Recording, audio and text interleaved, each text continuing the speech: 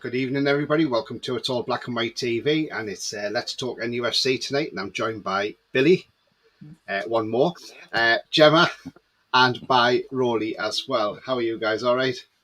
I'm feeling positively Champions League. Yeah, absolutely. So, guys, before we get into the show, if you like what you see, then please smash the like. It does help the channel up the search results, so smash those likes. Also, if you are brand new to the channel, and hit the subscribe free to do so, helps the channel grow. Come and join this great community. And also the bell notification tells you when I'm live, have a pre-record, or any upcoming shows. If you want to make a donation, there is a link in the chat. Just click the link and follow the instructions. And thank you to Ian Fleming for your £5 donation as well. So if tonight I've got some jets flying around outside, so if I have to mute off very quickly, I will do, because they are extremely loud. So I'm hoping they've gone home now. They've gone back to base, and they're not going to come out and play anymore. We've got a bit of feedback. Yeah, I can hear that. Yeah, I don't know what's happened there. You can hear what, sorry? Yeah, it's gone now. It's gone. That's it. Oh, it's gone now. Oh, there. That's it. Yeah. Okay. So yeah, if I do have to come out, guys and girls, I'll just have to mute myself off, because these jets, like I say, have been extremely loud tonight and absolutely ridiculous. I don't know why all of a sudden they're playing out tonight, but they've decided to come out and play. Before I go into some comments, I just want to make it just to put out there, because obviously people probably saw I put a tweet out last night. I know some people are a bit confused, like, what is a tweet about? And what that tweet was all about is, it's to do with mods who are on John Sinclair TV. We know the mods in particular. I'm going to name my jewels. I don't care, because I've had enough. Now, this woman told me, and she then put a thing on, if you're going to call me out, come and DM me. So I replied to her comment on Twitter. 2 hours later, she blocks me. So I'm sorry, obviously she doesn't want to confront me, because she knows who's telling the truth at the end of the day. And to be honest with you, this is why John Sinclair no longer wants me on his channel, because his mods, he says I'm making his mods scapegoats. Well, I have not made them scapegoats one bit. It's them who have trolled me. And with my mods on here, if any of my mods done something and another mod said I'm in charge, that mod would be absolutely kicked straight off. No second chances, nothing. So that's how I treat my mods on here. If my mods are good as gold this day, if anybody's out of line, boom, they're gone straight away. No second chances. So there's no need for it at the end of the day. But that's all I just wanted to see on that matter. And just everybody enjoy the show. So I'll just quickly go into a few comments. Bia says, evening, Tony, Billy and Gemma. Good evening to you, Bia. BT says, well, wage demands set to be excessive for Moussa Diaby and Szoboszlai. Should we put more focus on potential signings for players we have seen their clubs relegated this season? I mean, it's a good question, that, Billy, isn't it? I mean, we know the FFP rules and the restraints we've got on that. And that goes back down to our former owner. I mean, wage demands are going to be high. But, at the end of the day, we don't know what the budget is of the club. They'll have the top accountants who have done all the number crunching and probably told them where they can go, how far they can go before FFP is breached. I mean, what's your take on BT's question? Well, I'm a great believer in, if you buy too many players from relegated clubs, you're going to end up getting relegated. So I don't agree with that at all. The odd one or two, perhaps, but if you focus on just that kind of buying relegated players, in the end you're going to end up in the same boat as they were in the first place. I think wage demands will be high, because we're a Champions League club, and I believe to a certain extent we can pay it. I mean, I think we offered Bruno an extension to his contract. That's obviously going to be much higher money. I think our wage ceiling will go up, and I think we'll be able to afford to buy one or two of these excessive, well, I say excessive, but elite players that expect the high wages. I think that's what's going to happen. We're not going to buy 7 or 8 of them, obviously, but 1 or 2, without a doubt. 1 or 2 from the relegated clubs, probably, in fact. And then I think you'll see a selection of young players coming in who will be for the future. And we're already seeing that, aren't we? Yeah, absolutely. Yeah, if anybody hasn't seen that already tonight, I mean, uh, Yankubo Minte, who Biavekan actually said about a month and a half ago he was on our radar to sign, and there he is. He's actually signed for the club now, and he can't sign until obviously the 1st of July properly, and then he's going straight on loan to the Eredivisie with Feyenoord, so he will be playing Champions League football next season. Now, I'm not sure what the rules are on Champions League. I know the Premier League, you can't play against your parent club. I'm not sure what it is in Europe. Obviously, we don't want a repeat of the Le Mans Loire again, where he scores equaliser for Portsmouth against us whilst on loan there. I think that's hence why the rules came in and changed the rules in the Premier League. But yeah, let's hope we avoid Feyenoord, and because I'm not sure what the rules are on that. Are you, Billy? I'm trying to think back if anyone's ever done it before. I'm not sure either. I'll be honest with you. Yeah. I don't have a clue. I think touching on what Tony and Billy just discussed, if there's disruptive influences in the dressing room of a relegated team, or morale's low and the confidence knock, but mainly if there's just like a toxic environment in the dressing room, you don't really want that influence in your team, Yeah. No, That's a great point. Yeah, I agree with that. But I think the thing is that when you're getting players from relegated sides, you're looking for the players that were there that they got relegated in spite of their efforts as opposed to because of them. So Yeah. I mean, there are lots of players from relegated clubs that have done well. Wijnaldum went from us to Liverpool, did well. Sissoko went from us. I agree with that. Like, if you've showed fight and passion, and obviously if you're motivated, then that's a good signing to make, whether they've been relegated or not. And it's like Nick Pope as well. He got relegated. Burnley got relegated in spite of him, not because of him. But as Billy said, you're only going to you got to really cherry pick because you don't want a losing culture coming into your squad. One or two, preferably from different teams, is okay. Yeah, you don't want to base all your shopping on relegated players. It's like Maddison. It's not his fault. Leicester's gone down. You can't hold it against him. It's the team as a whole over the season. I mean, that Wout Faes who they brought in, he's not a great defender. He's not a Premier League defender. I'm sorry, he's not, and he's been found out. Tielemans, he was out of contract at the end of the season. He banged tools early in the season. Yeah. He's gone to Villa now, but will he be able to get back to where he was before Leicester were in trouble? Not replacing Kasper Schmeichel was a bad mistake as well, because he was their main voice in the dressing room, their captain, their leader. And once they lost him, that all just went. Johnny Evans didn't stay fit a lot during the season. And so all over Leicester, had other players which went, which obviously got them relegated at the end of the day. So you can't just say it's down obviously to one player or two players. It's down to the whole team as a whole. And if some players don't pull their weight, then you're not going to stay in the Premier League. Simple as.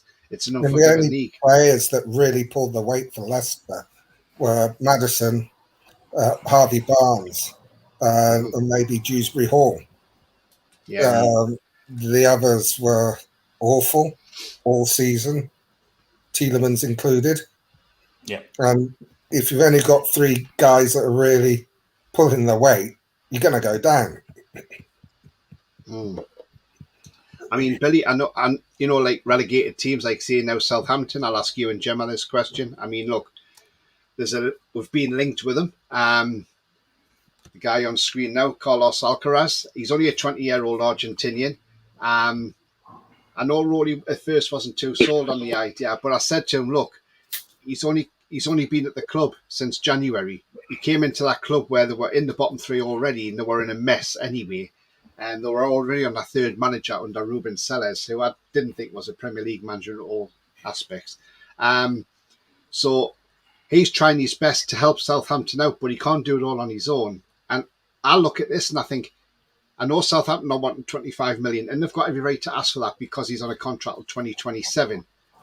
But I would take a punt on him. He's 20-year-old. Foxy's been on in the chat on a previous show, and he said this guy is not a bad player. He's just been in a bad Southampton side. I mean, would you take him, Billy? There's 3 or 4 in that Southampton squad that I would certainly take. He's one of them. Lavia's another. Suleiman is another. And Seko Mara, who hardly got a look in, played in the quarterfinal against Man City and he destroyed them. Yes. And then for some reason didn't get a game after that. I just found it bizarre that he was picking Shea Adams and Adam Armstrong ahead of him. So, yeah, the Saints went down due to terrible management, didn't they?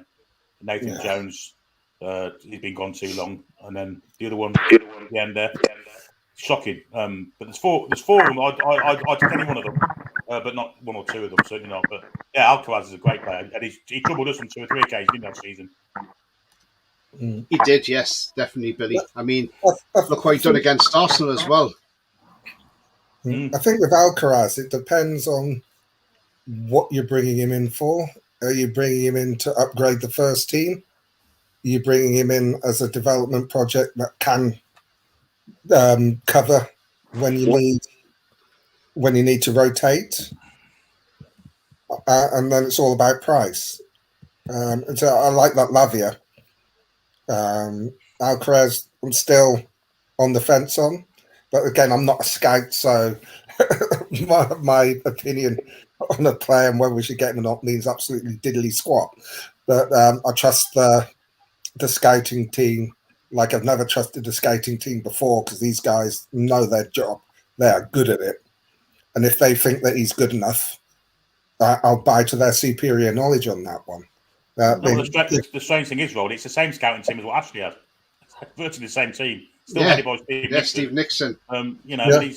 He just wasn't given the money to buy the players he wanted when Ashley was there. Yeah, I suppose Nixon's there, but obviously we got Ashworth sort of at the top of the tree.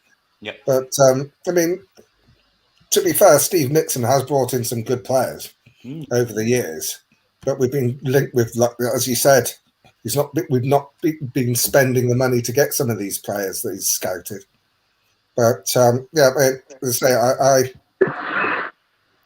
I bow to their knowledge. I mean, if they want Alcaraz, fine by me. Yeah.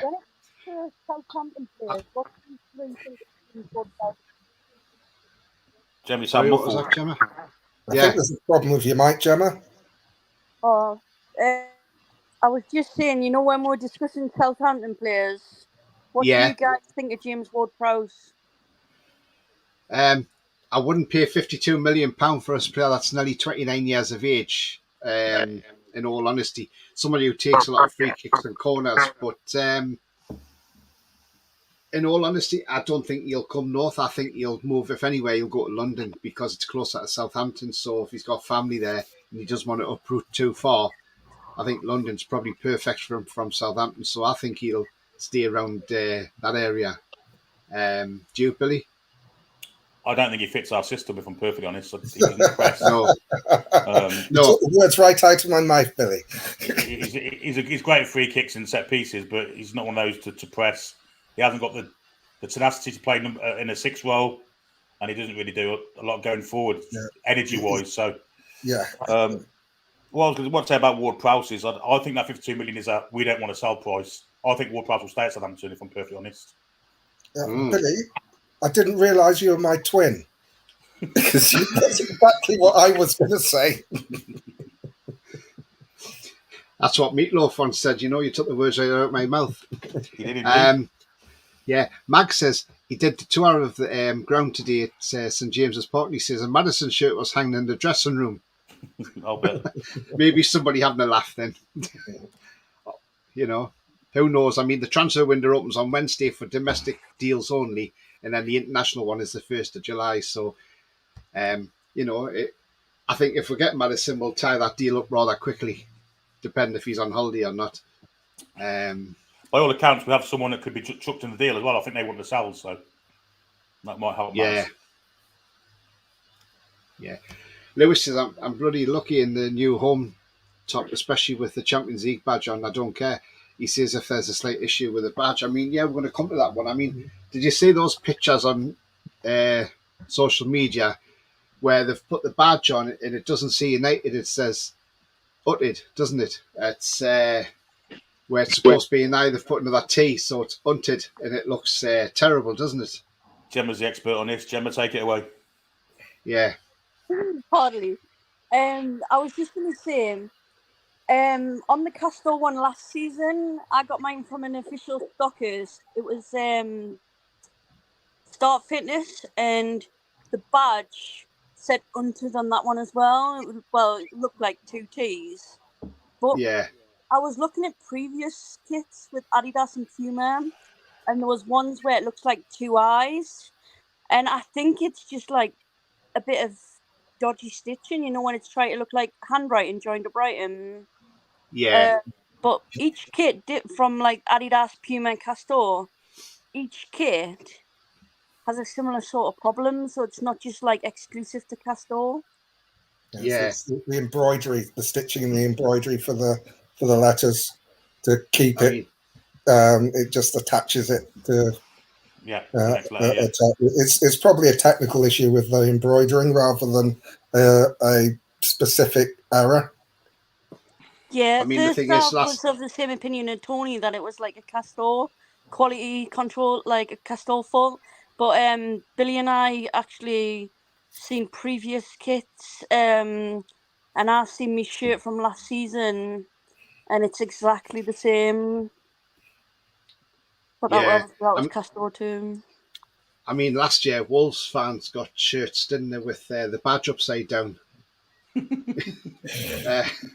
And I know a guy I worked with, he's a Forest fan, and he was telling me last year, he said, I said, oh, you had some great kits like Adidas, didn't you? And he said, don't talk about Adidas. He says, Forest will never go back to Adidas after the mistake they made. And I says, why, what happened? He says, they sent Forest a whole load of Sunderland shirts. And after that, Forest said, you've lost your contract now. So the season after, they went to Macron. Can't blame them. So yeah, exactly. Who wants a box full of Sunderland shirts? I'll find Andrex much cheaper. Yeah, absolutely. Yeah, apparently it was because it was sale day, so all the fans were queuing up to go and get their shirts, and obviously the delivery come in when you open the box as well. Like, where's the Forest kits? So are all Sunderland shirts. But, yeah. Oh, it is. It's absolutely unbelievable. I mean, talking about the new kit, Billy and Gemma, because obviously I haven't had a chance to talk to you about the new kit, which it's absolutely brilliant, isn't it? I mean, I love the black and white of the cellar as well. It looks better than the blue of the Fun 88 that we previously had. I mean, Billy, what's your thoughts on that kit? That reminds me of 1984. It is, and it's also 1961. Ken Robinson was kindly sent me some pictures of the 61 kit, and it's identical to that also. So it goes around in circles, these V-necks with the white kind of stripes on them. I love it. I think it's great. Yeah. I really do. Yeah, it reminds me of the 80s with Waldell and Keegan up front. Yeah, it's fantastic. It's a really nice shirt. I wish it just had the letters on. I don't like the design of the emblem of the company that's sponsoring it. Looks a tad phallic to me. But apart from that, I think it's great. Yeah, it looks. Yeah, but it's really nice. So at least it blends in with the shirt, the black and white, though, rather than the blue with the Fun 88. And at least we've got a white Castor badge this as well, rather than the blue one. So, I mean, what's your thoughts on the shirt, Gemma? Because I ordered mine at 5 to 8 on Saturday morning. I love the trims. It just reminds us of the 1984 one, but when specifically Keegan in the 1984 one. But like you say, the blue Fun 88 and the blue Castor badge looked a bit out of place. The white blends in quite well. The Fun 88 in blue, I'll be honest, the Fun 88 in blue, the colouring and the cheap design, it reminds us a bit of Wonga. God, that was awful, wasn't it, that? It just looks a bit tacky, like the way it's stuck on and the colouring. It genuinely reminds us of the Wonga. And the cellar black and white thing looks a bit more classy the way it blends in. Doesn't look out of place as such. For me personally, I'm not a big fan of the Noon badge. Like, I actually got mine last season without a Noon badge, and the season before, I think it was Kayak that was the sleeve sponsor, and Yeah. I specifically picked. They had in the club shop, they had ones with the Kayak print on or without, and I specifically picked one up without the Kayak on. But that Noon, it just looks massive. It looks like a yellow card or a post-it note. Like, no, it's just not for me. Like, I would specifically choose one without the Noon if given the choice. Yeah. I don't mind the Noon, to be fair. I mean, I suppose it stands out because it's yellow, doesn't it? But I mean, you know, it's not bad. We're getting £7.5 million a season for that. I like the Noon badge because what they're paying us to have it on the shirt. Yeah, they paid for Sven Botman, didn't they? They paid for Sven Botman, basically. Yeah. 5-year contract, 35 million quid. Quid's in the leagues. Mm-hmm. Yeah, absolutely. I mean, Gemma, I'm going to ask you because obviously I haven't spoken to you about the season, but I mean, look, obviously last season's finished. We got the Champions League. I mean, what did you expect before the start of last season? Where did you think we would actually finish? Well, funny enough, we did discuss this on a previous channel, and you and I both predicted 7th. Yes, that's right. Sorry, yes, we did. The season before, I predicted 12th, and we finished 11th, so I was close. But this season, I was way off, 7th and 4th. Yeah. And are you surprised we got into the Champions League, or were you I would expecting never that? predicted that. I would have thought like Conference or Europa very best. I would never have predicted Champions League, but like it was great, especially like I think the Brighton game I was already certain. I know we had to get the point with Leicester, but the Brighton game when we beat them, I was just convinced there and then that we'd done it. Really, it was all but like crossing the I's and dotting the T's and stuff. Really, wasn't it? Dotting the I's and crossing the T's even. Yeah, absolutely. Yeah. I mean, Mighty Win says we've got to open the wallet for wages if we really want to make the next step. Well, yeah, we have to, but we've got to be careful with FFP because you know what will happen if we're a pound over what we're supposed to be. They'll jump on us, you know. It's got to be equal. That's what they're waiting for. Tone. I mean, how many clubs have done it and seem to be getting away with it? You look at Everton, Chelsea, Man City have been doing it for 15 years by all accounts. Nothing's happened. Yeah. So I mean, if they were to have us for a pound, you know, we've got pretty good legal rights, I'd imagine, to take that to court and say, well, hang on a minute, why us, not them? Yeah, absolutely. Guys, we've got 53 watching, but we've only got 23 likes, so if we can smash those likes, that'd be great. Thank you very much. And if you're new to the channel, then hit that subscribe as well. Thank you very much indeed. I mean, David says, what's the weather like there? I'm in Crewe. Massive thunderstorms. Hope you guys are good. Well, I'll tell you what, David, I wish there was thunderstorms here, mate. Yesterday it was 30 degrees. It was 29 today. It's been absolutely roasting. And I could do with a thunderstorm. It's cloudy, but it's just so humid. It's awful. What's it like where you are, Billy? Massive thunderstorm last night, and it's threatening to rain now, to be fair. It's very cloudy. So, humid. Not as warm as yesterday, to be honest. I haven't got my fan on tonight. Yeah. What's it like where you are, Gemma? It's been 26 degrees today here in Newcastle. Yeah, it's still pretty warm, to be honest. Obviously, it's cooled down a little, but it's still pretty warm, quite sunny and everything. It's meant to be nice all week. It started about Saturday, the good weather, and it's meant to be nice up until next Saturday up in Newcastle. Yeah, this weather, it's in for the long haul, I think, at the moment, isn't it? Because it's all coming from Spain. El Nino, they're calling it, I think, aren't they? Not the only one. What's it like in Liverpool? Yeah. The fella in the top right. Yeah. What's it like in Liverpool, Roly? It's been really nice, really hot today. It's cooled down a lot now. It's quite cloudy. It's not dark clouds, so we might not get that thunderstorm, but we had a really big one. The thunderstorm, so it's Saturday night. It was really really big thunderstorm then. But it's cooled down quite a bit in the last sort of hour or so. So it's quite comfortable now. Sefton says he's off to work listening in the car. Off Wiedersehen, Sefton.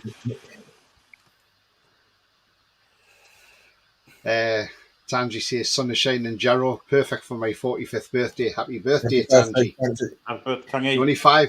You're only 5 years away from 50, mate. So, you know. Yeah. God, I remember. And it'll soon. I remember 50 just about. I'm only 5 years from 50, but I did the way around, unfortunately. So you're a youngster then. So I'll take it you're 55, Billy. Next month. Oh, so you still got ways to catch me. And the rest. That's never going to happen. Yeah, I think so. 56 in February. So looks like I'm the old git of the show. Yeah. Lee says we'll spend wisely and great in the summer. Sign and see some good, strong players coming in. I mean, Billy, you know, Szoboszlai, that's not going to be that link. He's a terrific looking player. I've seen videos with him. He's ball control and, you know, just brilliant. And I think our owners could do what Chelsea done, and that's when you've got the release clause, the 70 million euros, but you pay above that, so you can pay it in installments, because if you meet the release clause, you've got to pay all in one lump sum. Yeah. Where Chelsea paid above it, so they could pay for Enzo Fernandez in installments. Do you think that deal's going to happen? Because they want to get Openda from loans, but loans don't really want to sell Openda, who looks a tremendous player, by the way. He scored some cracking goals in League One. So they're obviously banking on us taking Szoboszlai so they can go and put a huge bid in and buy him. I don't think we're the only ones in for Szoboszlai. I think there'll be plenty of clubs around Europe that want him. He's a superstar, and he's going to be a special superstar as well. We can offer him Champions League football. We can offer him the biggest projects in world football. I think he's keen to come. So I see us going all out for him. And like you say, if we offer him 75 million and offer him 40 this and 35 next, helps out with the FFP as well. I think that could be a go with that one.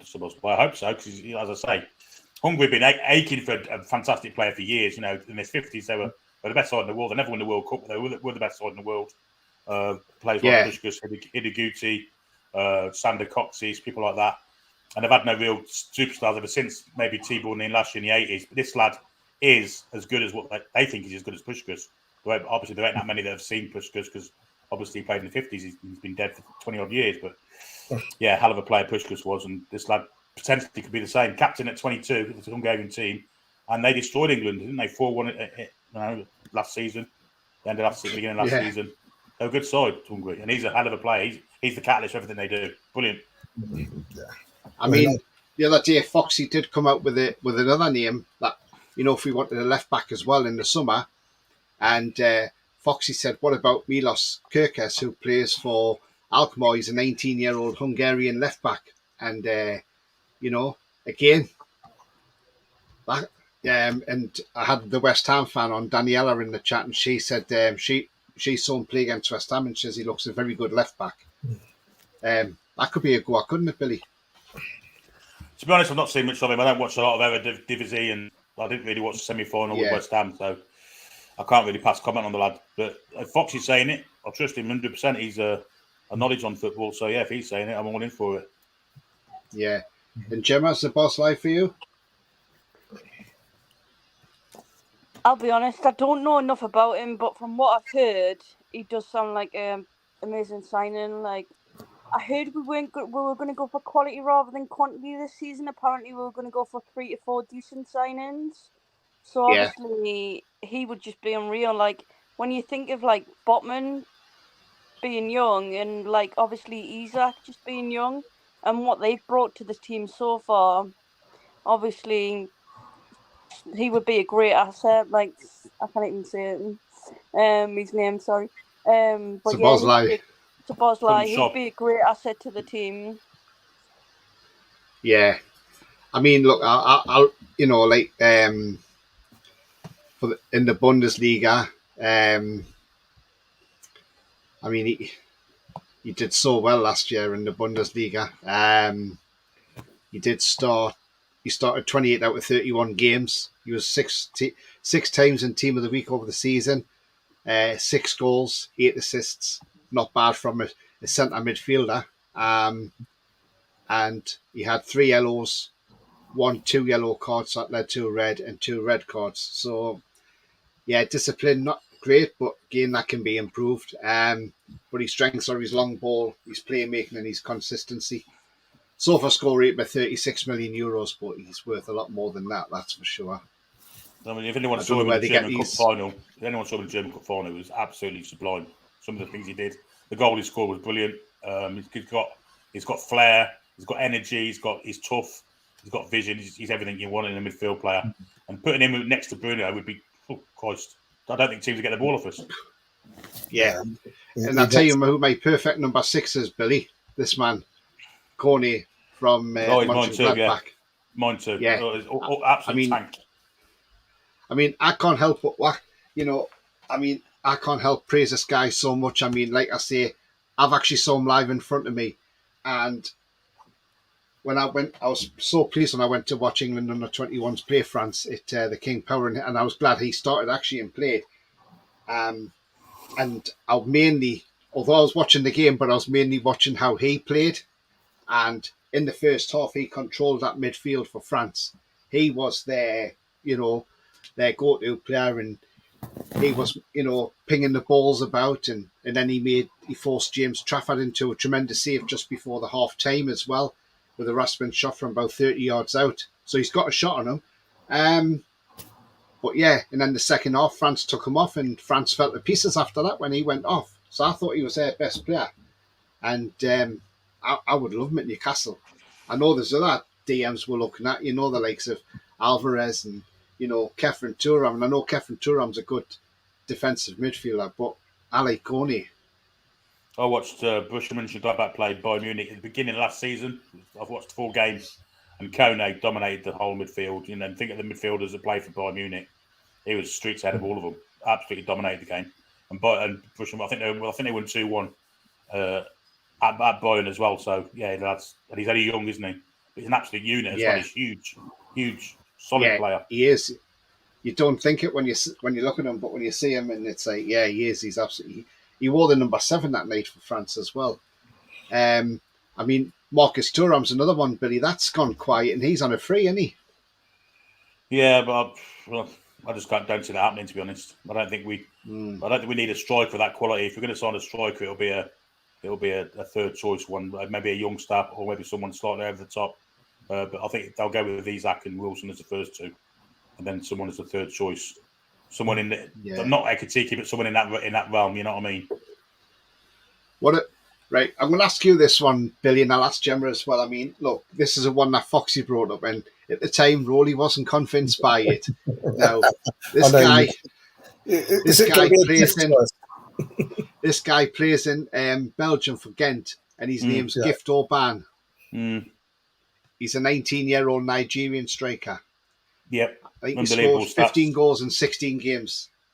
He's got unbelievable stats. I mean, yeah, he's the kind of player you have as your third choice, and he's the one that becomes in 2 or 3 years' time second choice, and then you got him competing with Isak. To be honest, I've never seen him, but with those stats, we'd be fools. Let's have a look at him. I've seen some clips of him playing. He looked quite raw to me, and the opposition he was playing against was poor, which has been my big argument. Is that he's the sort of guy that you do like Minto, you buy him and then you send him out at loan to a better league if you can get him at a decent price. But I don't think he's ready for the Premier League. I don't think he can take the step up. Because the Belgian league is so poor in comparison to the other leagues in Europe, and the quality of defences he's up against was sort of like League One. But if we were to get him, I'd do a Minter and send him straight out on loan somewhere at a higher level. So Yeah. that's my argument. It's not that the guy isn't skillful, hasn't got a good record. I think it's very raw. The quality of the opposition was very poor. So I mean, it's a good player, and mediocre company can look outstanding, but when you bring him in to better standard, will he sink or swim? Yeah, it's a lot of money to take that gamble as well. I imagine they wouldn't want like 10 million quid for him. I guess you're looking at double that for someone. Yeah. So for that, like you say, to send them out on loan, I don't think that would be a go, to be honest. Yeah. So if you're not going to send him out alone, I don't think that. From what I've seen, he's raw. Needs to play at a higher level. Because I think you bring him to the Premier League, he'll disappear. And I think he'll be able. Well, I could be wrong. He might be able to adapt to the standard, but he'd be third choice definitely. But will he be able to make that big jump without playing in a better league first? I know Tony was saying at the time when I was saying, I'm not convinced that obviously Kevin De Bruyne came from Belgium. You've got Lukaku, you've got Osimhen played in Belgium, but they also went to other clubs before they became big stars, playing in stronger leagues. I think he'd probably do okay in France and get some experience there. But I don't think he's ready for the Premier League. So that's my opinion. But yeah. What would be your take on that, Gemma? Yeah, I think obviously when they're young, they need time to develop, and obviously it's a league they're like unfamiliar with. I think loaning them out's the best option, really. Yeah, definitely, absolutely, yeah. I mean, Tanji says, get both Madas and Szoboszlai. It's creativity. Last season we need two players like this to rotate for squad depth. Premier League, Champions League, and 2 cups, plenty of games. Yeah, I mean, the thing is, Billy, we need that. We need somebody who can unlock these defences. Look at the low block teams we played. The likes of Crystal Palace. 3 games we played Palace, we didn't score 1 goal against them. Well, we did score 1, but it was ruled out. But, you know, Bournemouth we struggled with. We struggled with Leeds at home as well, 0-0, you know. Another day we probably would have won that game 4 or 5-0. We need a team. We need somebody in the team who can unlock them defences and just put that ball through. Give Callum or Isak the service, and you know they'll put them away all day. The beauty of it is as well, you can play Maddison on the right, can't you? On the right of the front 3. Yeah, so he fits there as effortless as he does in the middle of the park. So yeah, I'd certainly try and get both if we can, if the kind of budget allows that. Absolutely. West Ham at home was another one we struggled really, didn't we? We created early on and they went no. Yeah. Basically, teams that went into a low block we struggled to unpick. Yeah. It would be good to have some more creative players up front. And talking of creative players, apparently it's reported in, I think it's the Daily Mail, I saw it, that Maxi decides he wants to stay and fight for his place. Well, that'd be good news. I hope that's true, because that's good news. I agree. Yes, there's some scouting team. Time to start the move for Hamza Chowdhury. Alive. Apparently he's on a free as well. Maybe we can get it over the line this time. Mighty Win reckons James Ward-Prowse will go to Bournemouth. They won't pay 52 million for him. Absolutely. I don't think anybody will. No, I don't think so. I think the likes of Ward-Prowse will probably go in the last week or 2 of the transfer window, and Southampton absolutely have to get rid of him. Or as the season starts and they've got to get rid of him, the price will drop because they can't afford him in the Championship. Stephen Hawk, evening guys and girls. Good evening, Stephen. He says, Billy, is there a TTR show on tonight? Oh, and what do you think of the new signing, guys, Minty? I think Minty will be. I think he'll be a great signing for the future. Definitely, he's done well in his debut season in Denmark. So yeah, send him on loan, let him get some experience, and see what how he comes back next summer, and take it from there. I love that he's going to Feyenoord. Because Yeah. the Dutch are renowned for developing young players.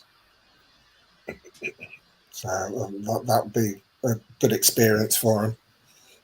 Hopefully he'll play a decent amount of games. Maybe come on for a Champions League run out. That'd be good as well. Getting some Champions League experience, even if he's just sitting on the bench in the Champions League. Yeah. Is Paul not doing a show tonight then, Billy? No? I don't think so. I'm not 100% sure. I don't think so. I think we were having a night off. Yeah. There As you for go, Minty, Stephen. There's your answer. As for Minty, it looks like Scholes learned from his mistake of sending Kowal to Hearts, and that's a good thing. Yeah, that was a bad move for Kowal. He should have got. I would have rather he went to a championship club. In all honesty, you know, to gain experience. I mean, we'd liked him to have played more games, but I think one of the things we've got to remember is that Central Coast Mariners, he didn't actually start a game, and he'll be training for a harder league. So, right, he didn't get the minutes we'd like him to get, but at least he's got would have got some experience of training in a different league, acclimatizing to a different culture. It would be better if he played more games, but at least he got a goal in the end. I think the biggest shame is the only game he started, they started him in central midfield for some unknown reason. He's a winger. Yeah. So why are you playing in central midfield when he's it wasn't as good as it wasn't as good as we'd hoped. But I think with the loans, when you get to actually train and with seasoned professionals, which most of them are older players in a tougher league, you do learn something from there. And he seems to have it seems to have spurred him on to do better where he goes next season. So it's not all negative, but it probably wasn't the best of choices. But I think part of the reasoning from sending him to Hearts because it's close to Newcastle to keep a check on him. It's not the same level as Premier League, but he would potentially get the chance to play against some decent opposition if he played against Rangers or Celtic. And he's getting used to being in Britain after coming from halfway the other side of the world. So it's not all. I wouldn't say it's a complete disaster, but it could have been a lot better. Yeah, I mean, Gemma, where do you think Kowal should go on loan next season? Is it not an option to extend his loan where he is? Are they not interested in keeping him? Because it's hard, isn't it, where he's at? Yeah, I'm not sure if they have got an option or not, but it's whether we accept it as well because they might just say no, mightn't they? Yeah. I think as long as he's progressing, I don't really mind where he goes as long as he's like improving and getting regular football. Yeah. So I would have thought Eredivisie would have helped him out as well. That would have been a great loan move for him. But even if he'd gone down the road to Middlesbrough last season, under Michael Carrick, I'm not sure. Middlesbrough being playing, he might have, he could have well fitted in there. Who knows? But I think that from coming over, I think they probably have looked. If they're going to send him somewhere last season in England, they probably looked at League One. I think BT's comment there. He's heard Lascelles to Luton. Well, now that's interesting because there's another story going around about Lascelles that Leicester are interested in him, and it could be in part exchange for Madison. Now, that's, to be honest with you, I'll come to you first, Gemma. I mean, look, Jamal Lascelles, as long as we can get cover, I would get rid of him in the summer, would you? 1,000,000%, definitely. No doubt about it. I miss all those yellow cards when he's warming up on the touchline. I did right against Man City when he was called upon this season, but I think obviously the club's progressing and he's not really the quality we're looking for, no disrespect. Yeah. I mean, Billy, what about you, Lascelles? Where should he go, Luton or Leicester? I mean, Leicester's is where he's brought up. So I mean, it makes a lot of sense. His parents still live there. His dad's actually from Coventry. I know his dad pretty well actually, and I know his uncle really well. Good friend with his uncle. But yeah, he's. I think Leicester makes sense to him for a lot of reasons. Hometown, another project to get them promoted, and they should get promoted. Let's be honest. So yeah, I think him to Leicester, and part of the deal to bring Maddison. Maybe I don't know how much more would get off it with him going now. I don't think he's worth much more than 5 million, is he? So no, but it would help. It'll help for FFP. Yeah. I mean, the thing is, Billy, though, would Leicester accept it? Would the fans accept themselves because that he's come from their bitter rivals, Forest, you know, and there's a rivalry between Leicester and Forest. They do really hate each other. So, you know, would the Leicester fans accept it? That's a thing. I mean, we've had players from Sunderland like Paul Bracewell and that, so Michael Bridges. Yeah. So we've had players from Sunderland and Barry Venison. Yeah, Barry Venison. Why are you buying him? The Mackham, and he played really well for us. Bracewell was good. So if he comes, there'll be in this lot rule what you're buying him for. If he plays well, everyone will forget that. Yeah. They always do. Yeah, I think it'll be good in the Championship. I think Leicester really do need a good solid centre half. I don't think Johnny Evans got much more left in his legs. Wout Feast will be on his way somewhere. Soyuncu will be on his way somewhere. All the rest they've got centre half wise have been nothing short of disastrous form. So I think Lascelles is a solid signing for Leicester. I think they'd be very interested in him. I think if Lascelles would be one of the best centre halves in the Championship. I agree. If they were to sign him. Again, Luton's an option if he wants to stay in the Premier League, but he'll be going into a battle at the bottom end of the table. But then again, he's been used to that, and he'll provide a lot of leadership on and off the pitch. I mean, this season, his leadership's been off the pitch. He's been a consummate professional, and he knows where he was in the pecking order. Didn't kick up a stink. Apparently, it's terrific behind the scenes. So, I think you might be doing a little bit of a disservice saying he only gets 5 million for him. Maybe we could get 7. Yeah, I mean, Dylan's just saying there. Do you think Marnie will go to Newcastle because he's got linked a while ago? I would say no on that one, Billy. What would you? I wouldn't take him, Marnie. He's a good player, but I don't think we'll take him. It's the age and wages. It's the age and wages. Yeah. Too high on both counts. Hi to you, Coffee. Hi, Gemma, Billy, and all. Hello, mate. Hi, I like coffee. Wonky says they're trying to cram too much embroidery into one small space. Yeah, I think that's the problem. Yeah, says Cousteau's quality control manager has been promoted to work for Liverpool on VAR. Let's hope so.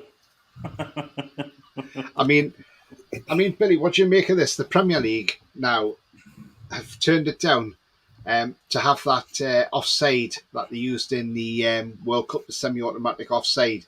Now, I thought that worked really well in the World Cup, and I thought that was brilliant. But we've knocked it back. I mean, is that the top 6 knocking that back? Because, you know, the likes of Liverpool don't want it because they'll end up having more goals chalked off than they are previously. What's your take, Billy? To me, it's bizarre. There's a fail-safe system that the FIFA used the World Cup. We can have it. We don't want it. Instead, we've got the one that doesn't work. The one that ruled out an offside for a shadow being offside. You know, it's pathetic. It really is. And there's other part of the offside rule that I think are bizarre as well. The Bruno Fernandes goal for Man United against Man City, where Marcus Rashford ran through with the ball at his feet, shielding it, faking to shoot. Fernandes steps in, shoots, scores, and then they say that Rashford isn't interfering with play. Absolute nonsense. And it always seems to benefit Manchester United or Liverpool, I've got to say. It does seem that way. So whether there's with them involved, I don't know. But I think that they've tinkered about with the offside rule for so long. It's just become ridiculous because I remember in the days when you're offside, didn't matter whether you're interfering with play or not. At least you know you're offside. Yeah. Jan says, Tony, do you remember I told you about the Anderlecht 20-year-old goalkeeper Bart Verbruggen? Yes, the Dutch lad. He's just Says it looks like he's going to play for Burnley or Brighton next season. I mean, yeah, that's not a bad move for a 20-year-old Dutch keeper. He's got some good stats as well, Billy. 8 clean sheets in 16 games. Yeah, as Matt Sals did before he came to Newcastle. I mean, it's not a fail-safe option, let's be honest. No, it's not, no. Matt Sells, I don't know, like, he genuinely couldn't catch a cold him. He was just awful. He was terrible, wasn't he? Yeah. He's done okay in France, to be fair to him. Yeah. He has, yeah. Because he's at Strasbourg, isn't he? Maybe the league didn't suit him. Yeah. Sometimes, I mean, you look at Jan Dahl Thomason when he came to Newcastle, he was crap. When he left, his career took off. Sometimes it's just the league or the club that you're at. Evening Trolls. I think with John Dahl Thomason, it was in pre-season he looked fantastic playing behind Shearer. Shearer got injured, then he was thrust in, and we sold Ferdinand ridiculously, and he was thrust into that striker role, which he never was. And of course, it didn't suit him, did it? It was, like you say, he was horrific. But not that's fault. He was playing that position, I thought. Yeah. When he went away and they played him properly, he turned into a really good striker. It's just the way, as I say, sometimes it's the league or the club. If they play players out of position, why do you expect them to be really great? Goatfather says, evening Black and White TV, good evening to you. He says, are we going easy on Schofield or is it still fair game? Whatever floats your boat, mate. Whatever floats your boat. If it feels a bit crack, you know. Whatever floats your rubber duck. Yeah, absolutely. I mean, Gemma, how many players do you think realistically will sign this summer? I've said a minimum of 5. Yeah, I'd like about half a dozen. But I want quality over quantity as well. Yeah. And obviously with FFP, there's quite a few, like Deadwood, that we really need to offload. Yeah. But we talked about Lascelles. Apparently Middlesbrough and Hull are interested in Caldalo. Isaac Hayden and Jeff Hendrick. There's quite a few, really. If a good offer came, I know this might be controversial with these, like, form and these goals last season, but if a good offer came in for Almiron, I would take it personally. Yeah. What would you consider a good offer? Yeah, that's 25 to 35 million. Yeah, I think I agree with you. 25 to 30, I'd be at the upper end of that. He's not going to get any better. Let's be honest. He's reached his ceiling. If someone offered us 30 million, I'd snap their arms off. I think I would do 30 million. Not 20. I mean, I know 25 does sound a little bit low, but when you think the players that we signed, like, was Trippier 12 million? Yeah. that was yeah, sorry. And there was someone else that we signed really cheap that's been a great... Dan Burn. Dan Burn, 12 million. Yeah. Nick Pope, 10 million. Nick Pope, yeah. I mean, what we signed for, what we paid for Guimaraes, you know, it's chicken feed. That's what really word, isn't it? I think Leon gave him away, didn't they? No, it's just that we've got some good people doing all the transfer dealing. Who else would you guys like to see offload? You know, we talked about Lascelles and Darlow and Hayden and Hendrick. Jamal Lewis has got for his own career. Got Jamal to go, Lewis. Really. Yeah, he needs to go for it. Yeah, because Billy said for his own career. I mean, in the last few hours, there's a lot of news floating around about this guy. I'll put on screen now, ESM. Now, some reports are suggesting he wants to stay, and some reports are suggesting that AC Milan are ready to make a move. I mean, Billy, ESM, sell or keep? Again, it's about what you offered for him. I'd want to keep him for most of the money. I wouldn't sell him for less than 40, for certainly. And I probably want more than that for him. The guy's an absolute genius when he's on his game. Oh God, he's got to get a bit of consistency in him. keep him fit. That's the main thing. But if we do that and put a decently attacking fullback behind him, I think you'll see even more of ASM. Yeah. He's just reached his peak now. You know, Eddie's kind of manufactured his game, so he's not as selfish as he was. It'd be criminal if we sold him now and he went on somewhere else and became an absolute superstar, because that could happen. He's that good. Because he's developed his all-round game. Because Indeed. now, when he gets the ball, the first thing he does is look and see where everyone else is. And when he gets to the box, he then looks to see where people are. He's not all. I mean, you look at the goal that Anthony Gordon scored against Chelsea. He had the ball at the edge of the box. Last season, he'd have tried to take them on. This season, he plays it down for Anderson. He crosses for Gordon to score. His decision-making and his awareness of everyone else is a lot better. And he's also tracking back a bit. Right, can't tackle, but there's an extra body in the way. He's been unlucky this season. He's had a couple of injuries, but when he's come back from the team's been playing so well, they couldn't get back into the team. Yeah. So that's. I mean, everyone said, "Oh, he's got no end result, end product." You look at the game against Man United. Right, we won 2-0, but he could have had 3 assists in the first half. We just didn't put them away. Even the game at home to Liverpool. Liverpool, he set 2 or 3 chances up, should have been taken. He's looking like he's not made an assist, but he should have had 3 assists that game. Yeah. So it's there. His all-round game's coming together, and I really hope he stays, because I think we'll see the best of him next season. The main thing is keeping him fit. Yeah, I agree. I mean, Gemma, what about you, ESM? I'd keep him personally. Yeah. And I know, like, Almiron, he did have that, like, credit to him. Like, his goals were, like, vital in last season, and obviously he went through that, probably the best form of his entire career. And he did play his part in the team, but I see more potential in ASM than I do Almiron, which is, yet again, is controversial. But I just think, obviously with Almiron, we've had him for many years, and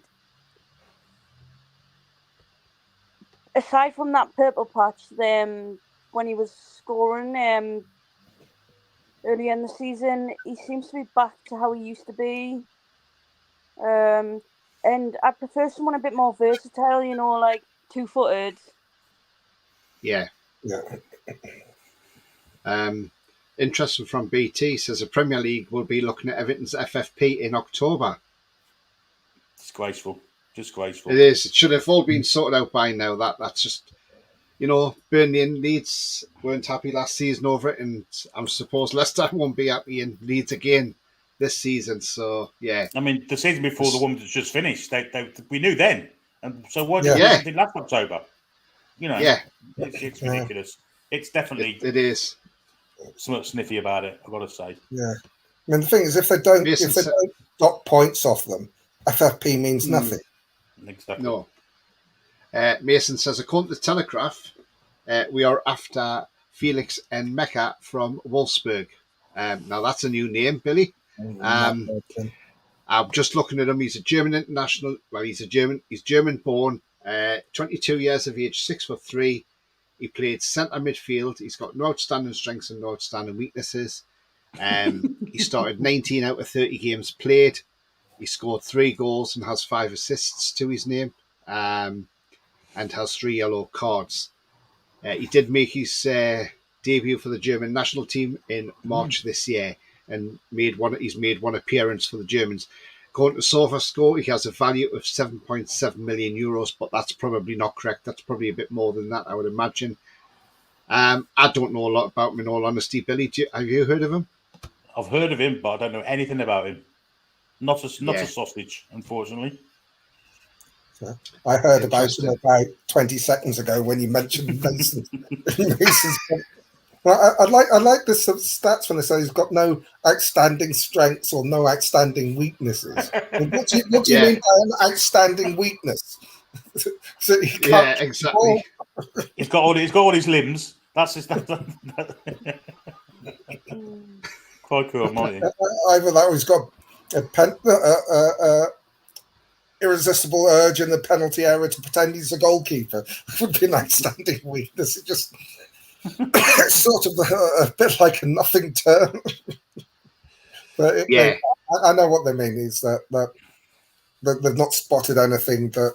I mean, every player has a weakness, so they're obviously thinking, well, there's nothing that they think that's particularly bad.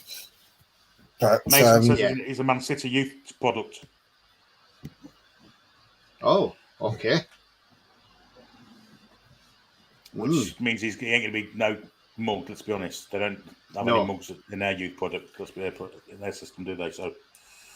Yeah, interesting. Maybe want to have a look at. And what he's like. I like what Mikey Wins put up there. He says 2 names coming up on the reels: Xavi Simons from PSV and Juan Miranda from Betis. Both would be fantastic and not break the bank. Now you're talking with Xavi Simons. Now I was chomping at the bit for us to sign him last season when he was released from PSG.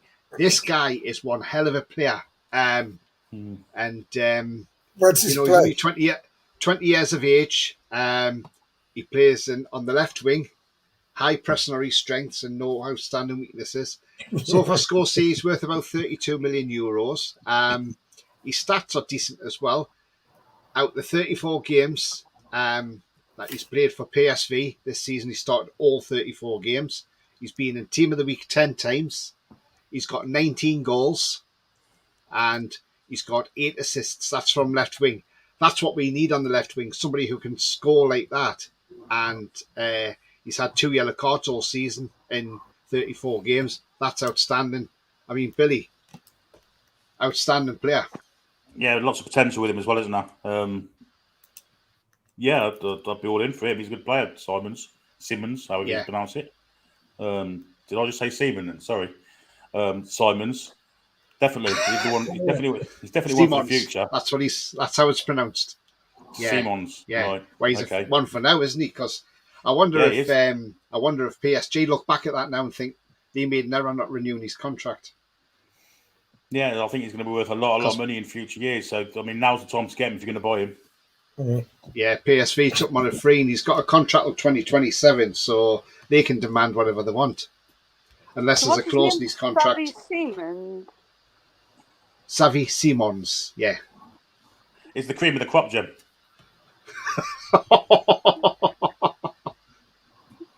Trust you, Billy. Trust you. Seems pretty intelligent with it. But I mean, another thing as well. I'll come to you, Gemma. I mean, Joe Linton this season. I mean, he's been absolutely brilliant. He's gotten the Brazil squad as well, which is absolutely fantastic. But what's impressed me more about Joe Linton this season, and obviously I'll start with you, Gemma, and I'll come on the table. But it's the way he's putting the goals away. When he was playing as a number 9 and he was stuck up front under Cabbagehead, he just didn't do it. Because he was playing for a dinosaur with dinosaur tactics, and he just didn't look comfortable about putting the ball in it. Now, when you've got the ball at his feet, every time he looks like he's just going to about to score. I mean, look at the goals he scored against West Ham. I mean, that was terrific. The way he beat the offside trap and took it around the keeper. But his goal scoring's been something different this season, hasn't it? Yeah, I think Joe Linton needs an ice bath or a cold shower, from what I'm reading. Yeah. Hey, Joe Linton, he was a good batsman in his day. You leave him alone. Sweaty goose. Good, yeah. Did you not see the one before that comment? No, I didn't know what he's. I dread to think what he said. I don't know if Tony can go back. Oh, Christ. Oh, sorry, that one. I can't stand the hot weather, sweaty bollocks and sweaty eggs. Yeah. Well, get your eyes away from your balls then. Stephen says that's Brazil for you, Joe Linton.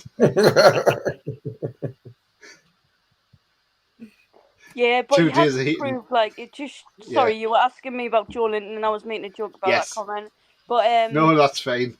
It just goes to show, like, the players like Fabian Schär and Joe Linton, the players we had under Bruce, and how much they've transformed under Eddie Howe.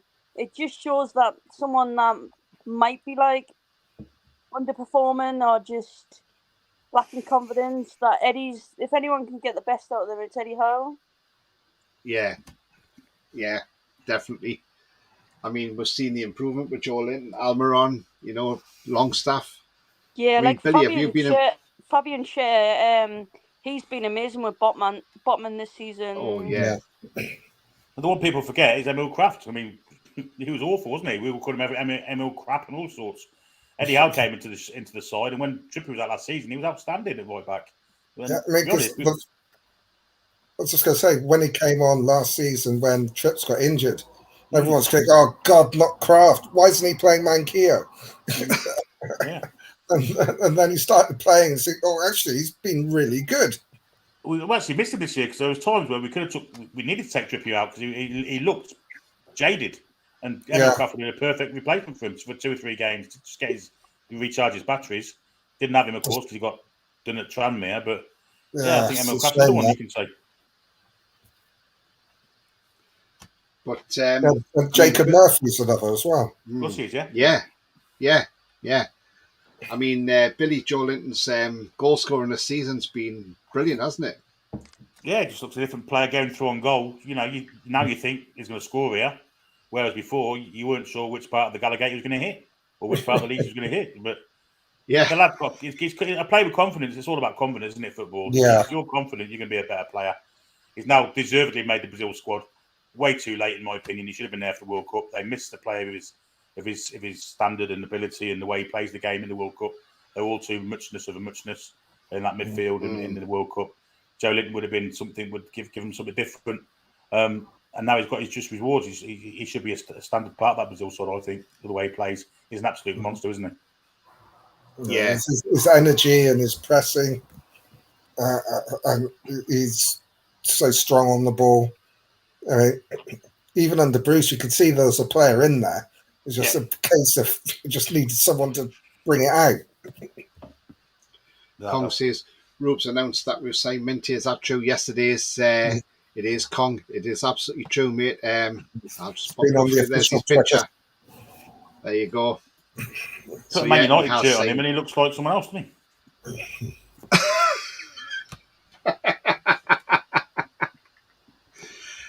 Yeah, absolutely, Billy. We all know who that is, don't we?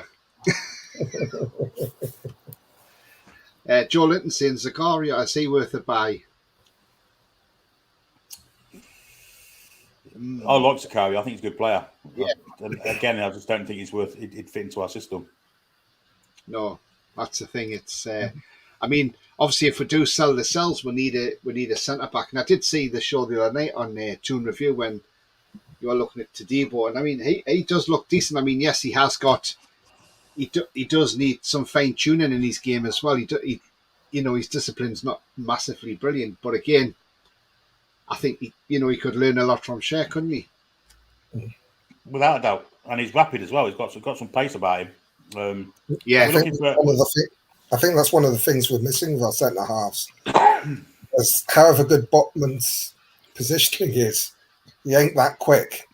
So if he had a partner with a bit of pace, that would help us. I think the centre half we buy has to be the one key thing is he's got to be able to pass the ball. He's got to be good on the ball. Yeah, we've seen the difference when we do have to play the souls. Defending's fine. I mean, he was great at Anfield. He was great at the Etihad, but his passing at times is appalling. He is good at Anfield as well. Yeah, exactly. Yeah, the ball sometimes is an enemy to him. We want a centre half that can pass the ball and can control it and set us on our attack quickly. And I think that's the key part of being a centre half in Eddie Howe's system, because Cher can do it, Botman can do it. Both outstanding passers, both have great vision. There's no coincidence that we've been so well with them two together. Sanji's saying Pickford to Man United would be hilarious because they're linked to Pickford, aren't they? Man United. I hope so. Oh, God. It makes you wonder whether Everton would sell him because he's just signed a new contract with them. They might have to if this FFP thing is going to get to, I think they're looking at the Onana to sell him. I think he's a good player too, yeah. Yeah, he's a bit of a monster in midfield. He'd suit us too, wouldn't he, Onana? You could see in a 6, couldn't he? Yeah. Mag Debate says, I was kidding about the Madison shirt, lads. It was Messi elbow cuff. I mean, there's the thing, Billy. We know PIF are involved in 4 clubs with in Saudi Arabia now. You know, and obviously Benzema's gone to one of them. I mean, what great bit of shit if we got him on loan, wouldn't it? And it could happen, Billy. It could. I've noticed all 4 of them are after Aubameyang and Zaha, strangely enough. Yeah. All 4, They've all got 4 of Kante those as 4. well, haven't they? Yeah, it looks like Kante's going. They're offering something ridiculous money-wise. Yeah. I think there's a reason behind it. I mean, Alex spoke about it the other night on the team review. He says that if all these players depart the European League and go to Saudi Arabia and or America, then they've got to look at the FFP rules because that's what's forcing these players out.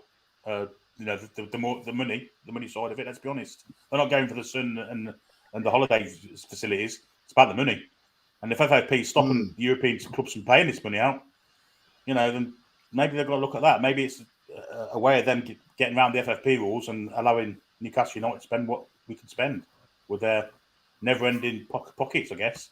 And it's a good point, I think. I think, you know, the FFP rules do have to be looked at. Yeah, definitely. I mean, you know, we won't say it won't happen, but you don't know. It could happen. I mean, would you be against Benzema turn up at Newcastle on loan in the summer, Billy? Well, yeah, third Champions choice. League experience. He's got Champions League experience, hasn't he? So, he has. Yeah. But again, he's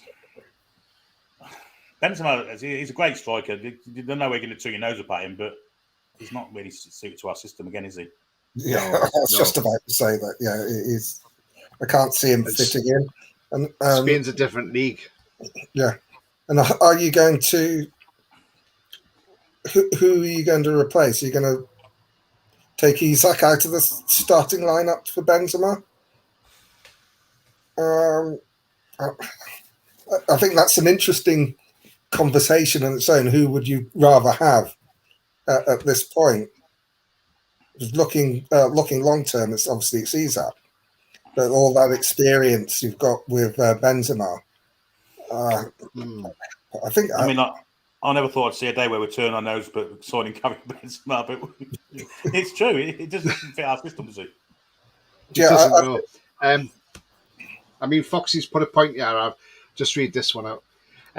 He says, Minty far ahead of Cole in terms of development. Qual needs to go to a League One club and play regular for the first time in his career. I mean, we know Foxy knows his stuff as well, Billy. I mean, that's a great show from Foxy, isn't it?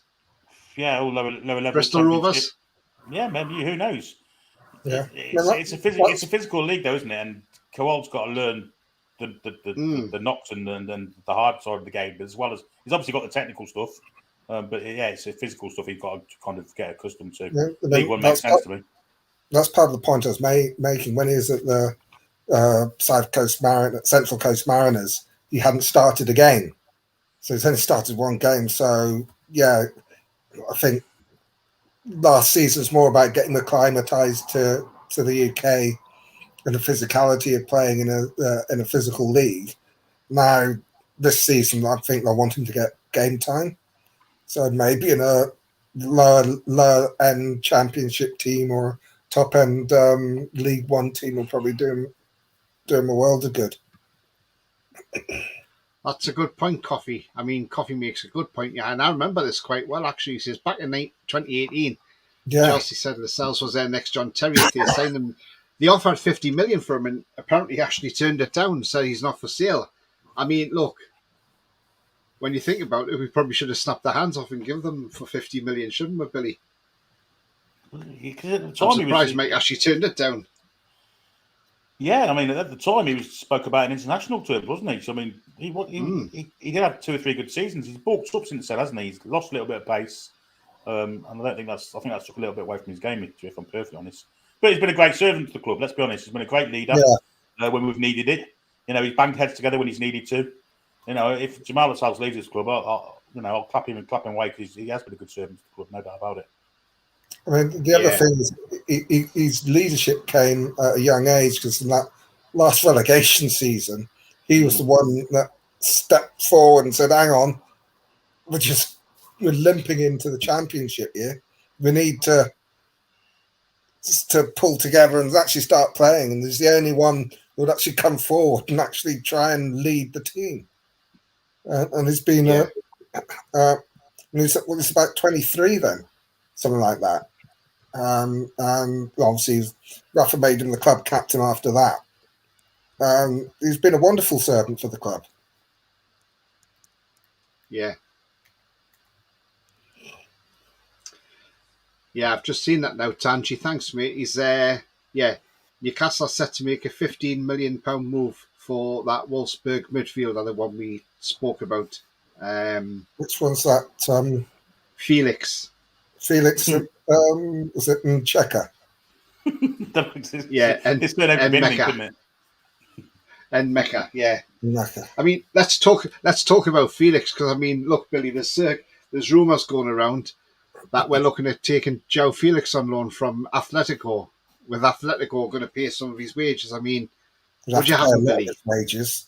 Or do you think you would fit? Do you think you'd fit in our team? That's the thing. No, he didn't look great at Chelsea, did he? But there again, they had a full team of misfits, didn't they? Really? Yeah, he's at number 10, isn't he? We don't use number 10 unless he changes the system or the way we play. He's also got potential attitude problems. Great player, but again, don't think he'd fit into our system.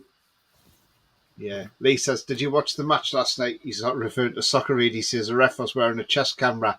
Premier League should take note of that. They won't, no. No, they won't, no. But I'll tell you one thing I do like, and I'll come to you first, Gemma. I mean, we saw on Monday Night Football, I think it was the night we played Leicester, and we saw Howard Webb on there, and he let us listen to some audio that was going on between the refs and the VAR. Obviously, our goal against West Ham was highlighted in that as well. I mean, what do you make of that? I mean, is this something we could see more often? Howard Webb used to do this in the States every week, have a weekly show. What do you make of it, Gemma? Well, I remember being at the Arsenal game when obviously we were awarded the penalty. It went to VAR. The penalty was like taken away, really. And I think there just needs to be more communication and clarification for the fans, because obviously we were in the Gallagher stand. We couldn't see what happened in the Leazers. We couldn't see enough of it, and there was no like feedback to the fans. And I think there just needs to be more clarification, really, because it's all well and good sharing it on like social media a couple of weeks later, but obviously when you're on the ground, and there was a lot of people shouting about corruption and all this, like people do about VAR and stuff. But obviously, I think it's more important to know what's happening in the present moment and the reason behind it then, because that's when it like matters the most. But yeah, I think it was good highlighting it. But I think what they did was they highlighted something that wasn't controversial, and maybe we should explain controversial decisions. 100%, 100%. Why not show decisions that they got wrong? 100%. I was going to say like my point in it is Howard Webb shows what we see. Why didn't he show us the Crystal Palace goal? I mean, why wasn't the referee asking for different angles? That's the kind of communication we need to see. And they do it in cricket. 100%. Have you got a better angle than that? I mean, the VAR man showed him the worst possible angle he could. They didn't show the push on Willock, it's which quite let him go. Convenient to show decisions that they got right rather than decisions they got wrong. I couldn't agree more. Thank you. But like, where did they answer decisions and hold the hands up for the mistakes they've made that have cost teams points and effectively really? I mean, I was at that Palace game, and I was in the Leazers corner, exactly where it happened, and you could sort of tell from that he was pushed, and that was in real time, because he wasn't running to go into the goalkeeper; he was shoved. And I think because Michael Salisbury at the time was only refereeing his 7th Premier League game, I think Lee Mason, who was the most experienced referee they had, hung him out to dry by not giving them the angles and just giving them the one angle and making him make his mind up to see how to disallow the goal. And then it was after, and then in that same weekend, it was that same day. I think it was on the night. I think what was it? West Ham were denied a penalty or something against Chelsea. Yeah, it's a goal. The referee, yeah, yeah, it was something like that. Anyway, yeah, and they gave a foul on the keeper when the keeper didn't. Yes, that's right. Yeah, Jared Bowen. And I think it's Bowen jumped over him, and Conte scored. Yeah, he did. They ruled it out for a foul on the keeper. It's ridiculous. And I mean, it's good that they did that, but as you say, they need to do some of the controversial ones so we can see what they're thinking at the time. What was after them games? That's when the PGMOL, Mike Riley at the time, apologised to Newcastle and West Ham about it, and both said they should have stood those goals. And then Lee Mason left his role straight away. I mean, it's VAR is not really that great, is it? Only temporarily. Yeah, he's back in within 3 weeks. But the point is, when they go to them screens, I think they should open up the mics, and I think we should all hear what they're saying. When they're looking at the screens, show us what they're saying. Tell us what they're saying. We need FIFA to approve this, so that's the thing, isn't it, Billy? The commentary. If they want the game to be fair, they've got to. Out around the stadium, really, or at least, even if it couldn't be out around the stadium, it needs to be briefly explained, on the announcer, who highlights who scored. I don't think they'll actually do it during a game. But I mean, I don't like comparing sports, but in rugby, when there's a try and it's one of those ones where it's difficult necessarily to see, the ref will go to the VAR guys, say, the on-field decision is a try. Is there any reason why I can't award it? Now, I think that the referees, though they can go against the VAR, I think too many of them go over with the mindset, oh shit, I've made a mistake. And then they're all, because they think they've made a mistake, that then it's easier to convince them that they have made a mistake, where in some cases they haven't. So if they say, well, especially if people could hear it saying, like, the on-field decision is a goal, can you give me a reason why I shouldn't award it? And then if they're not happy with what they say, it says, right, I've heard that, but I still think I'm right, I'm awarding the goal. I think you're more likely to do that if it's like what was it? The penalty, which game was it? Cup final, where Man United got that penalty. Took them it's almost 3 minutes before they brought it back. I mean, everyone had forgotten about it. The other problems, it'll take too long. I agree. If it's supposed to be clear and obvious. Now, if you can't, I mean, some of them, they take them sort of like 3 minutes. You see the replay, and you're thinking, why is it taking them 3 minutes? It's obvious. If it's clear and obvious, it should take them a minute. If they can't do it in a minute, they should go with the on-field decision. Right or wrong. But at least, if it takes more than a minute, it's not obvious. Yeah. I just think it's amazing. Like, the biggest team sport in the world aren't using the technology properly. I mean, cricket use it properly, rugby use it properly, as Rolly's alluded to. Why isn't football doing it? And I think it's because there's more money in it. And I think it's sometimes those are the most money benefit more. I've got to be honest. I do agree with that. It's supposed to be a clear and obvious error. And if you can't make your mind up, if you need that long to analyse it, if you need to put it under so much scrutiny, like so many angles, and you need, obviously, to consult other people's opinions, that is not a clear and obvious error, so it shouldn't be used for that. It's not like where they analyse it on Match of the Day or punditry. That's not what it's there for. No. Tangi's got an interesting point. He says Carlos Ancelotti has filed a lawsuit against Everton on Friday. Just broke today. What's this regarding? They don't know. But a lawsuit filed is accurate. Well, know what that is, Billy? Perhaps haven't paid his severance pay or something. I don't know. Yeah. When it comes to... Sorry. Go on. I was just going to say, when it comes to PGMOL, I'm not one for conspiracy theories. Like, I got a vaccine during COVID. I didn't believe they were, laced with all sorts and stuff, you know what I mean? But the thing is, you know, when they talk about corruption, I did find it a bit unsettling how David Coote was the referee for the for the Carabao Cup, and then he Yeah. was the VAR referee. Like, he was on VAR during the Cup final, cup final, and I wouldn't really mind that much. But some of his decisions were very questionable yeah, you're right. in favour You're of right. Manchester United. Yeah. No one explained those. Like, if anything, Man United got a penalty when Man United should have had a sending off on Bruno Fernandes, and also there should have been a penalty for Kevin De Bruyne. Mm. Yeah.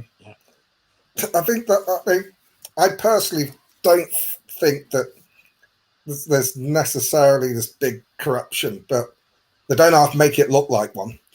Yeah, Definitely, exactly. that's They've got my that many. point. They've got that many people to choose from. Why have someone that's linked to Man United officiating Yeah. it? I just don't understand it. Yeah. There's 20, 25 referees they could use, but they use the one that's linked to Man United. Mhm. Yeah, it's like his decisions didn't do him any favors. And I went to Anfield last season, and Howard Webb was there refereeing. Mike Dean. Mike Dean, sorry, yeah, and he's from the Wirral, and he made decisions in favour of Liverpool. Like, he didn't stop play, and then he actually blocked. Was it Trent Alexander-Arnold's shot? Well, yeah, he got in the way. He ran across the ball as Shelvey was trying to defend it, and if he hadn't have, Shelvey would have defended that no problem. And yeah, Well, it's not just that. It's because he goes across the ball, the keeper loses sight of the ball for a second. Yeah, exactly. Definitely, it's all about Mike Dean, isn't it? That's why. Really. Like, he should have been awarded the assist for that goal. Definitely. Plus the first goal, we had two blokes lying in the 6-yard box with head injuries, and he played. Yeah, that's what I was saying. Exactly. He should have stopped playing 2 minutes. before that. But I think that was their equalising goal, wasn't it? When he should have stopped playing. Yeah. I think the only goal that was fair was the second. Then there was the penalty we should have had as well when was it Trent cleaned out Fraser in the box? Totally cleaned him out. Yeah, I remember that. Mason Yeah, says I'm not Swansea's one got a for new investor. all the corruption, but I do think people who are affiliated with City, it's like Michael Oliver. You don't get him refereeing Newcastle games, making favourable biased decisions for Newcastle. Otherwise, people would be questioning them. Yeah. I mean, going back to player links and that. I mean, I've just seen that in the chat. Yeah. Harry Maguire. Apparently, we've asked to take him on loan. Now, Man U said no. They want money for him. They want to sell him. They don't want to loan him out. I mean, look, I don't want Harry Maguire anywhere near our football club. Yes, he may play well for England, but club football, he's the total opposite. He's diabolical. He's terrible. Billy, Harry Maguire, yes or no? It's a no from me, definitely.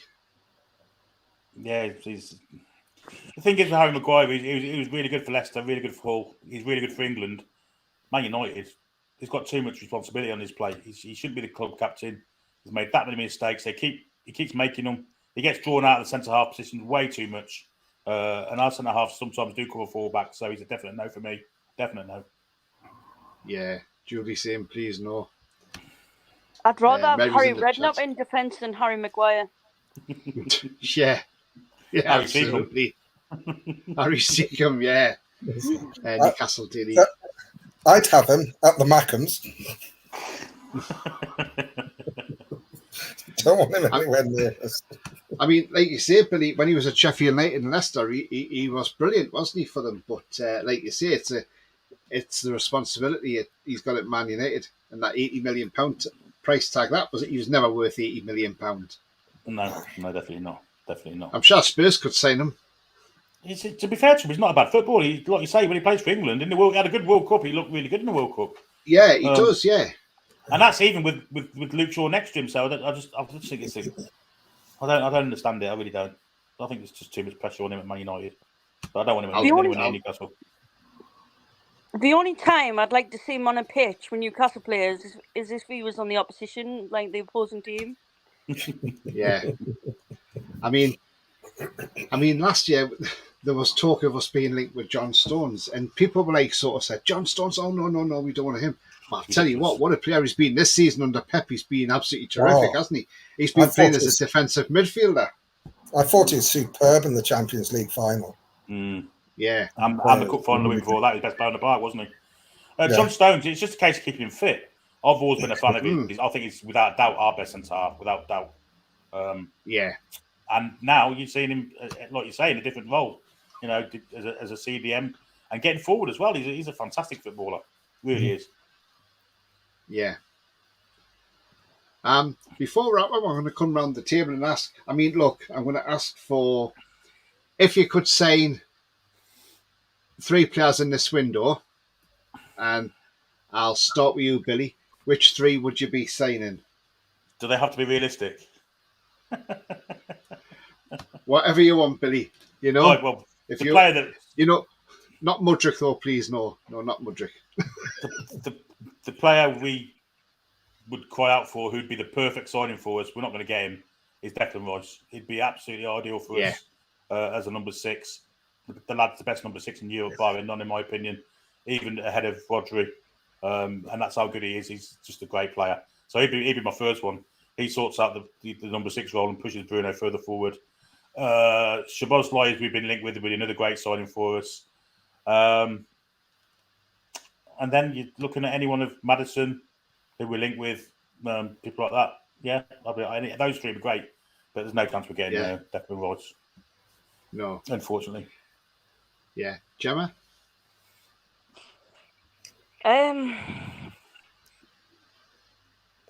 Obviously I do agree with them, but I think Declan Rice would be my first choice. My second choice would be Szoboszlai.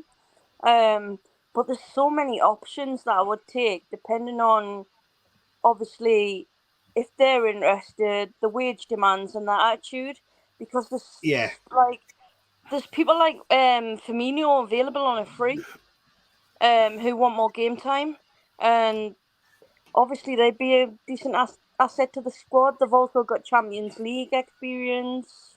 Mm-hmm. He'd be a great third choice striker, actually, because he's the super system. He presses, does everything we want. Yeah, I've never been against John Stones either. And when I talk about attitude and wage demands, I do rate Cancelo. I know he's out of favour at the minute, but I think there's a good player in there. And I think, obviously, depending on someone's attitude, because you don't want their dressing room disrupted, I think if a player's out of form, like I said previously, the only person that's going to help him regain his form is Eddie Howe. Interesting point. Yeah. Roly, your 3. That's going to be a bit of repetition here. I'd like Szoboszlai. I think, again, as we mentioned earlier, we need someone to be able to unpick defences. And in the same mould, James Maddison. The third one, I think we need a CDM. I mean, there are quite a few good ones to choose from, but I like your friend Manu Kone. I think he'd be a terrific signing for us. Yeah, definitely. If we get any or all of them, we'll wait and see. Yeah, definitely. I mean, look, if there was 3 signings we could have, God, you know what? It's hard because there's probably more than 3 that you'd want out there. The careers if it was me, Min Kim Jae is another one that you could chuck in there. Well, I was just going to come to him actually on my wish list. And I'm not going all one position here, so I'm going to vary my positions up. So what I'm going to say is, Min Jae Kim, definitely. I mean, his between the 1st and the 15th of July, there is that window where you can get him for the release clause, but after the 15th of July, his price would then shoot up. So I would say, I definitely like him. Manu Kone for the midfield, but with the boss. So I would look out. Instead of picking the defensive midfield, I'm going to pick Szoboszlai because I really want this guy at the club. Now, this signing would be a dream signing for me. I think he'd be fantastic for the club. And it would definitely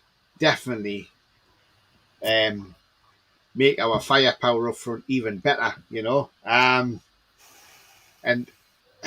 but this is only a dream signing, you know. I know we've probably got no chance of getting him whatsoever. Victor Osimhen, what a player he is. You know, I liked him when he played for Lille. But if we couldn't get Osimhen, do you know who I'd go for? Jonathan David. A good player, yeah. Yeah. And if we wanted a great left back and a superb left back and we could get him, Alphonso Davies. Oh, God, yeah. What a What's left your back he thoughts is. on Kieran Tierney? Like, I know he's a great player, but it's the injuries that bothers me. Just me Yeah, too. that's what I think. Yeah. I mean, you talk to Arsenal fans, they say he's not really had that many injuries. I think this season he's not played a lot because Zinchenko's been so good. Talking of Zinchenko, I see a lot of Arsenal fans have gone into meltdown because they weren't happy that he praised Man City winning the treble. They got to remember he played for Man City, and all he's doing is he's wishing his old teammates well. That's all he's doing. It's nothing. He's not being disrespectful, I don't think, in my eyes. And talking about disrespect, I mean, Paul's got a question here, and I'll start with you, Billy. He says, did anyone else think that was a bit disrespectful that Eddie from Tyneside Life was trying to stop fans buying the new top without realising the badge has been the same issue for years? I haven't seen the video, in all honesty, Billy, have you? No, I haven't. But it's not disrespectful. It's just a bit egotistical, if you like. Yeah, I mean, I like Eddie. I think he's great. I think he does great videos. But you know, get your facts right first, mate. It's been going on for years. Yeah. Can exactly. I just say something? Like, Yeah, I've of not course. seen the video, but I think everyone's entitled to their opinion. And obviously, I don't really think anyone can stop you from buying something or trying to stop you buying something. 100%. If you don't like the opinion and you want like the top, buy it. I don't really like. Obviously, I've not seen the video and I could be wrong, but there's nothing anyone can say or do that can try and like prevent someone from buying it. So, and he's entitled to his opinion. Really, that's what he does. He's a podcaster. The other thing about the badge is that the way your mind works, you see it, you know what it says, so you don't sort of notice that there's two T's until someone points it out to you. Yeah, like I wore this top for the cup final. I wore it all season, and I didn't even notice till this season's when I looked at the old one for like reference last night, and noticed him. So I'm going to send you a picture now. I mean, then the other things, you see these things on Facebook where they've written sentences where the first letter and the last letter are the right, but all the other letters are mixed up, and you can still read it because your brain sort of figures out what it's supposed to say. So you don't, I mean, so until someone points it out to you, I don't think, I think until this was pointed out, I don't think anybody had actually noticed it. Yeah, like I don't know Eddie, and I like obviously don't know what he said, but like obviously from another point of view, I just think obviously there's no need to disrespect other. I've just sent Tony a picture of the silver strip from 2007-8 Adidas kit, and if you put it on screen, you'll see it's exactly the same as what it is now. Yeah, I'll get that up in just one moment. He's also Billy's also got a photo of last season's top where the badge is identical to this season's. Yeah.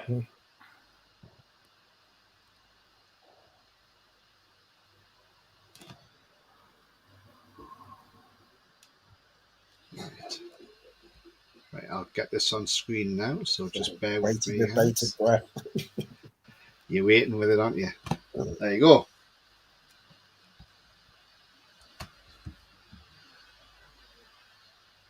Yeah. There's another one I've sent now from last season's strip. It's exactly the same. It's just a generic thing that happens when you try and put an I next to a T, and the T blends into the I, so it looks like two T's. Yeah. I think it's the quirk of the embroidery. Because it's just the way together. Because if you look at the letters, they touch each other pretty much. Yeah. So it's going to look like an I, because the T the top of the tee touches the eyes. So Yeah, I do think last season's and this season's is a little bit more obvious than the Adidas one he sent from. I think that was the 2008 and 9 season, wasn't it? Yeah. But he sent you the other one, Tony. He sent you last season's, I Yeah. think. That's There we mine off last season. It just looks identical to this season with the UNTTED appears. I mean, There you look, go. I used to work for a company and we used to get, stuff embroidered. And I've been to the embroidery place in Newcastle. They're called Elite Embroidery. I don't know if they're actually still there now or not in Leamington, but, and when they embroider stuff, sometimes things can be a bit pear-shaped and you can't do nothing about it. It depends how close everything is. It's all done by computer as well. It's not just that; it's the font that they've chosen. Yeah. When you look at the N, at the bottom of the top, they've got a little line on it. Yeah, they have. So with the I next to that, so you've got the line at the top, and then you've got the T, which has got a bar. They pretty much intersect with the I, so it looks like it's a T. Yeah, I just think for me it should have a bar on the bottom of the eye, for me personally. Yeah, that might change it, but that's why it's there. It's the font that they've used is the issue, and the way and the letters are so close together, you don't see the gap. Yeah. So there's not really much they can do about that. Yeah, it's all storm in a teacup stuff, to be honest. Yeah. So anyone who's upset with that Crimea River. Yeah, I don't look at that, to be fair. I mean, at the end of the day, people don't really want to go right up and read your badge. They're just going to say the crest and that's it, Yeah. That's the main Well, it's thing. a bit weird if they did, especially when it's a female wearing it, because obviously Yeah.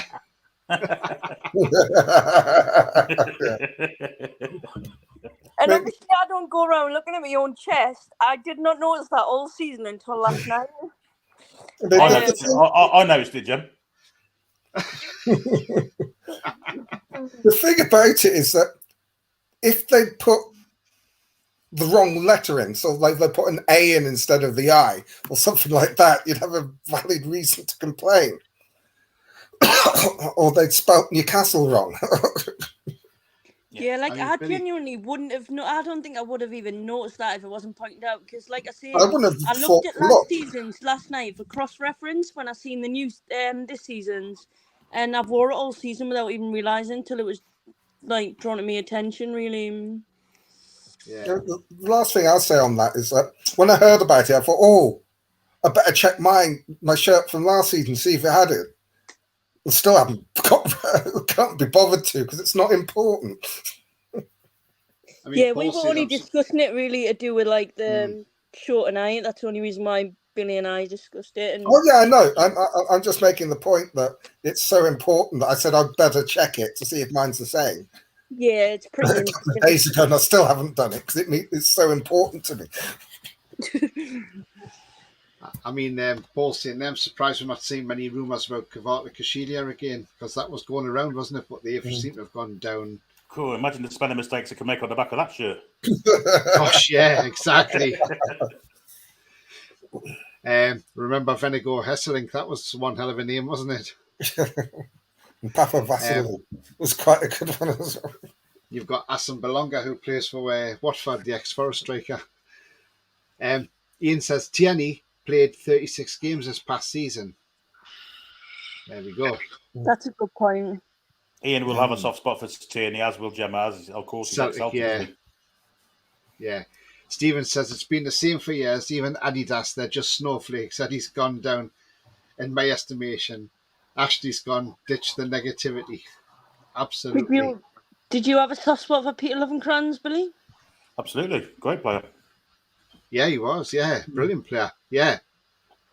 I've got the long sleeve version, the Adidas one, from the championship season, and I've got Lovenkrands on the back of that. Not so much Alan Boom song though, Jim, for some odd reason.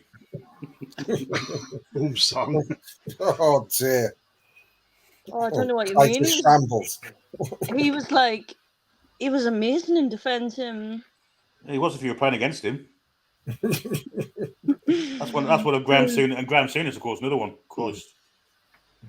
I once met Habib Bey. He signed me shirts. I think they decreased in value as a result. Good player he was, Habib Bey.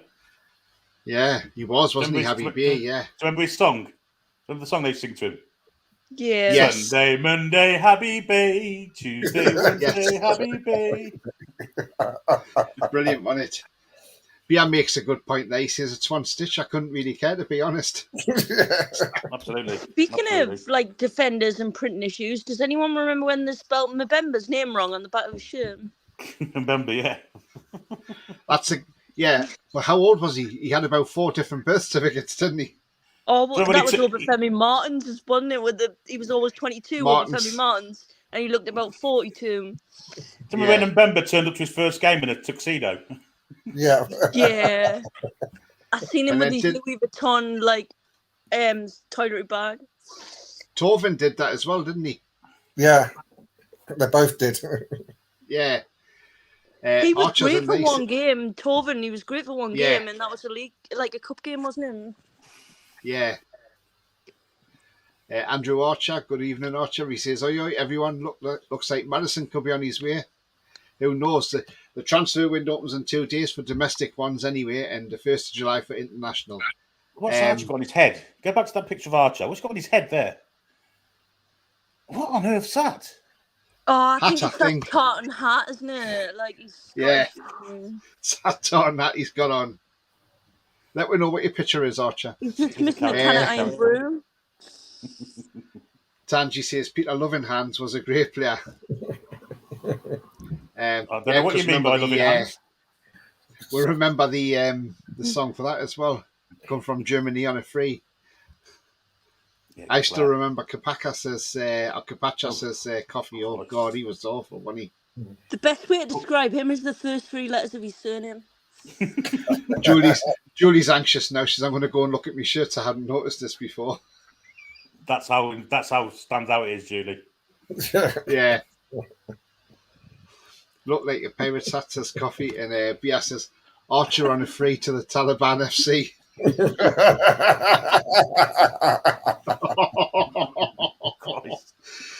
Oh God, Bia, honestly, Jesus. Hey, they come up. You get some Brahmas coming in, don't you? I mean, Mary asked a question earlier. She says, "Who would be, signings that we wouldn't get, but who would be your 3 dream signings?" I mean, God, that's there's so many, isn't there? Mbappe. Yeah, Mbappe. Possibly Diego Costa, the goalkeeper. Vinicius Jr. Oh, definitely. Vinny Jr. Yeah. What a player he is, isn't he? Yeah. Superb. Tanji says, anyone seen Jimmy Moore's tweet of John Sinclair playing tennis? No, I'm not, but I'm going to have a look. No, we haven't, but I like Jimmy Moore. He's a great guy, is Jimmy. John played tennis. Didn't realise John played tennis.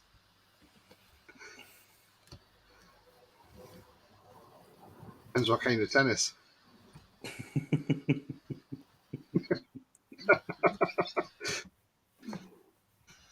I could imagine him in like them sweatbands that the way on the head. Let's have a look so you can see it.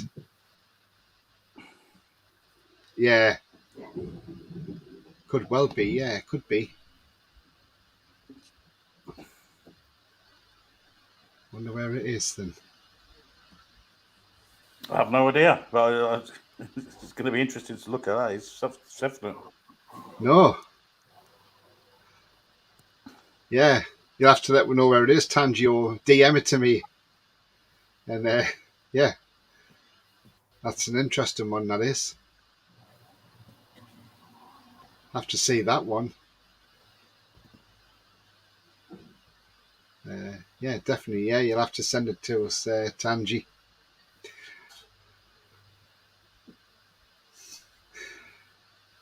Coffee says, haha. Worst player I've seen was Billy Whitehurst, says Magda Bates. Oh, no. Rob McDonald. Oh, God, yeah, he was worse. Frank Pingle. I once saw Billy Whitehurst volley full blast Brian Kilcline in the face. Yeah. Full blast, and this was at Highfield Road when he played for Oxford. God, And literally, that guy was hard as nails. What was Brian that comment Kilcline. before that, Tony? There was a comment before Foxy's and one before that. It was Julie J before Foxy, and then there was another one. I just see my name. That's it. Oh, Chippers. He wouldn't be, believe me. that was so 2019 anyway. Yeah. Foxy says Greek players usually have a nightmare with surnames. Yeah, they do, don't they? Papagiannopoulos. Papa, Yeah. I can't say. Forget it. We had Papa Vassilou, didn't we? Yeah. Mason says he sent me a DM. I'm down to see this John Sinclair playing tennis. I'm interested what Billy meant by that, to be fair. By what? Oh, when you said he wouldn't be, believe me. Yeah. He'll have to push me out of the way first. Oh. I've just seen it. Jimmy's tagged Roy in the King of Qatar saying, "Is that John Sinclair?" Well, you got to share it. Can you share it? I can share it, yeah.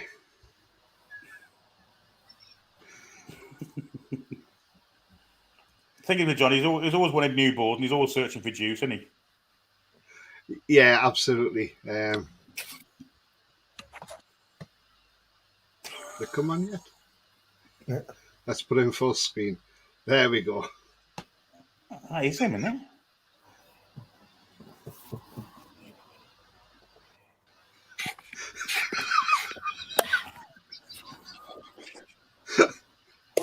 Oh. Do you know what? He's better than Tim Henman. I think I've seen this guy on. I've seen this guy on a different clip, and it was him, and it was entitled Alanson Maximan getting ready for next season. Doing all this moonwalking and stuff around the boat. It was brilliant. Does anyone want to check on Tony? I think he's dying. Hey. Oh, that's I'm just brilliant, Jimmy. Oh, my confirmed. God. Oh, I can still hear it in me, mate. Yeah, he's going off. There we are. But yeah, that was what Nice one, Jimmy shared. Yeah, Tanji sent me that. Yeah, that's brilliant. That isn't it? I don't know what Mason sent me. It's probably the same thing, I would imagine. Yeah, Mason sent. So thanks as well, Mason as well. But that was brilliant. That John hasn't commented on it. Archer says, Billy walking into my Scottish hat gives me wee iron brew. Oh, that explains it all then. It's the video. Yeah. Cheers, Mason. Yeah. Yeah, cheers as well. Lee says that the Manchester area John Sinclair tennis player, red and white headband. Oh, Christ. Go on, Billy. Paul says maybe that's why John's made a video today in the park.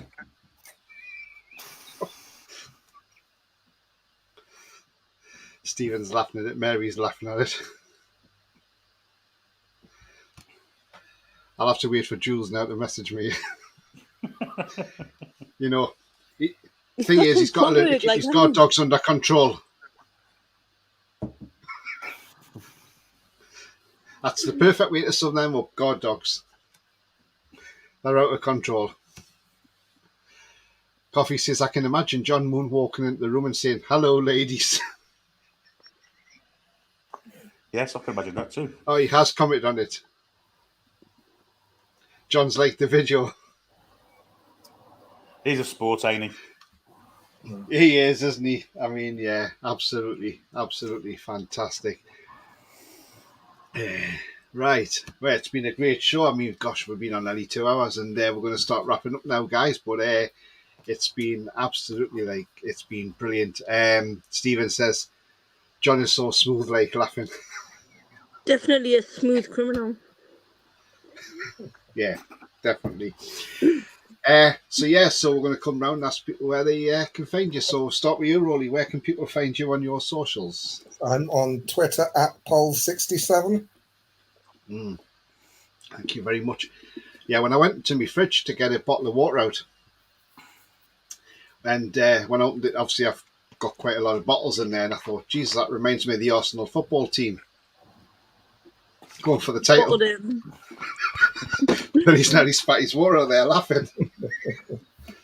Because I've got about 25 bottles in there, so that'll be that Premier League squad.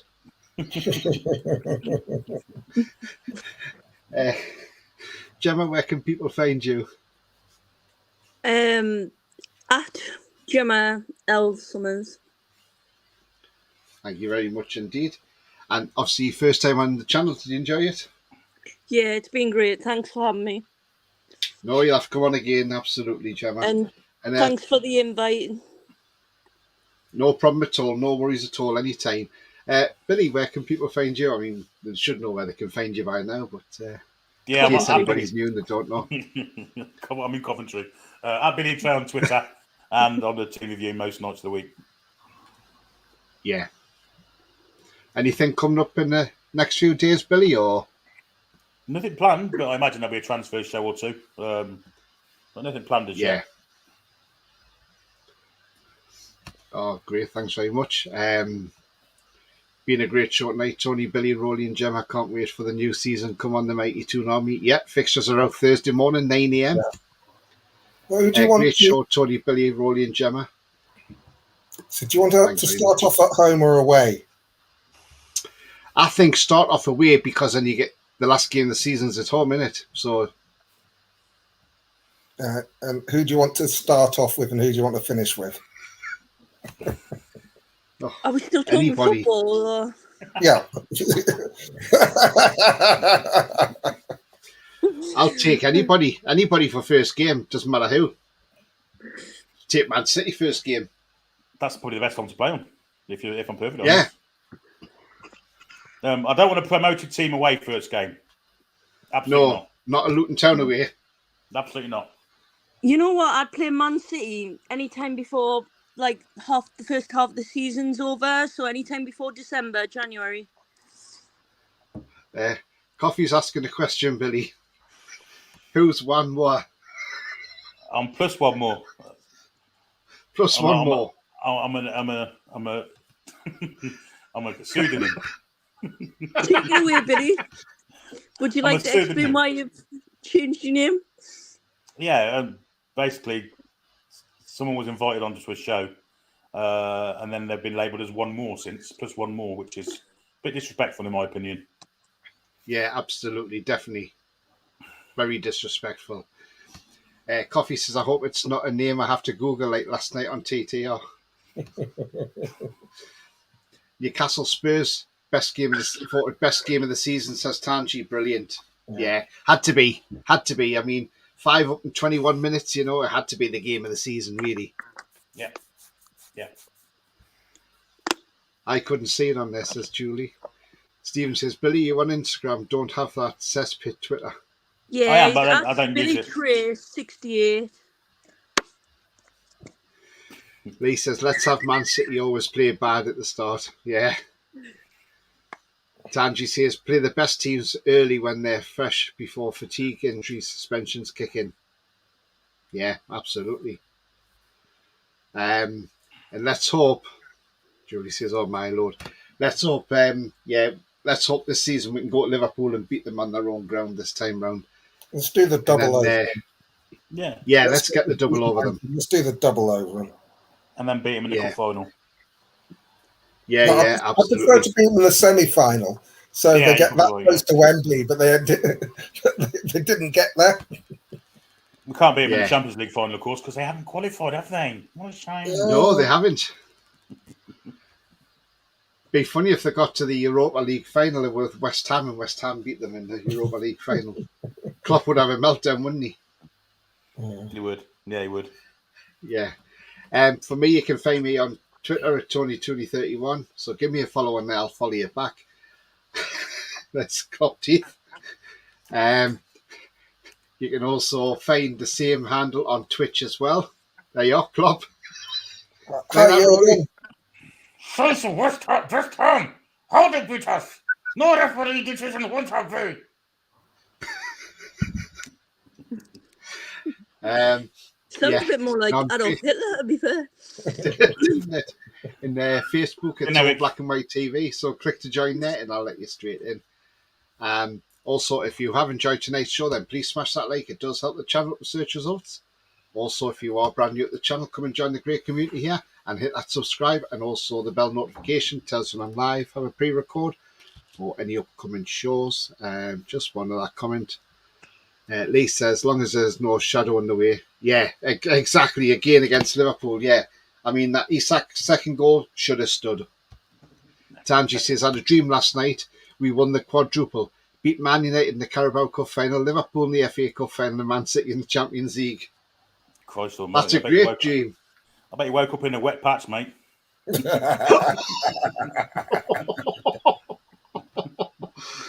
Oh, God. What's he saying now?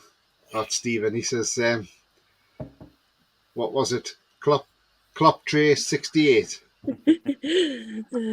So I've got the Jurgen Klopp ones. I've also got the Paul Gallant ones.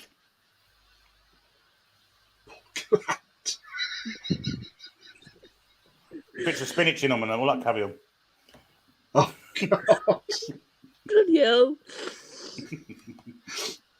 But anyway, guys, it's been a great show tonight, and it's been absolutely fantastic. We've had some good laughs, and we've, spoke about that and everything, and it's been great fun. And I should be back tomorrow with a show, so do keep an eye on that one. In fact, I'll tell you what we're going to look at tomorrow. We're going to look at the worst football shirts. So let's have a look at different teams, different football shirts, see if we can come up with the worst football shirts. If you've got any ideas of worst football shirts, do DM me on Twitter. And I've got one. Billy owns him. But like the yellow one, that's harsh. Do you know the yellow and orange Newcastle shirt from 2009 to 2010? I'm not a fan personally. Oh, yeah. Is that the custard cream one? Yeah, banana, some people call it cream. banana and custard. I like the blue and black one from that season. Yeah, I did. It was like the Inter Milan strip, wasn't it? Yeah, I like that blue and black one. That was really nice, yeah. But if you've got any ideas on shirts, just DM them, and we'll show as many as we possibly can. So that's what's coming up tomorrow. Chocolate Coventry. Mason says, I'll find you a couple. Chocolate Coventry. Yeah, that's the one. Chocolate Coventry. Yes, I know the one you mean now. Yes. Hey up. Julie says, we know where Billy hangs out. Stephen says, I found Billy as well. And Julie says, great show, Tony, Roly, Billy and Gemma. Thank you very much indeed, Julie. But do join us for that tomorrow, and we'll put a thing out for that. And if you hit that notification, you will be notified. So thanks very much indeed to everybody coming on tonight, and thank you to Gemma, Billy and Roly as well. It's been a blast. Always a pleasure. Thank you very much, Billy. Thank you. So remember, the future's bright. The future's definitely black and white. So it's goodbye from me. It's goodbye from me. Good night. Bye. And we're the lads.